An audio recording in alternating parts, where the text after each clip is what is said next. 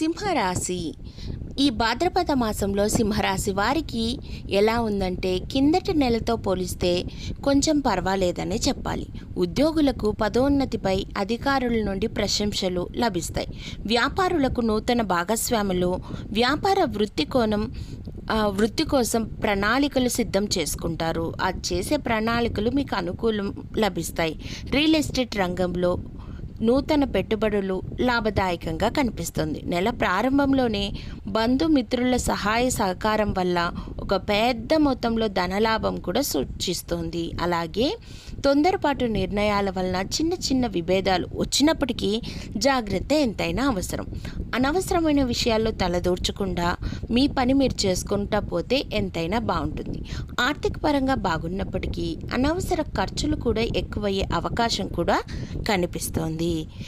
గ్రహబలం ఈ మాసంలో రవి గురు శుభ దృష్టి వల్ల ఆర్థిక పరంగా కలిసి వచ్చే అవకాశం ఉంది.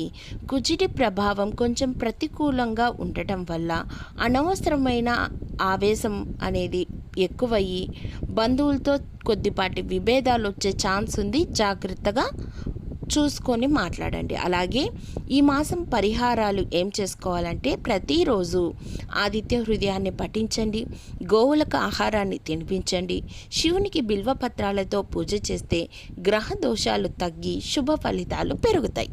ధన్యవాదములు.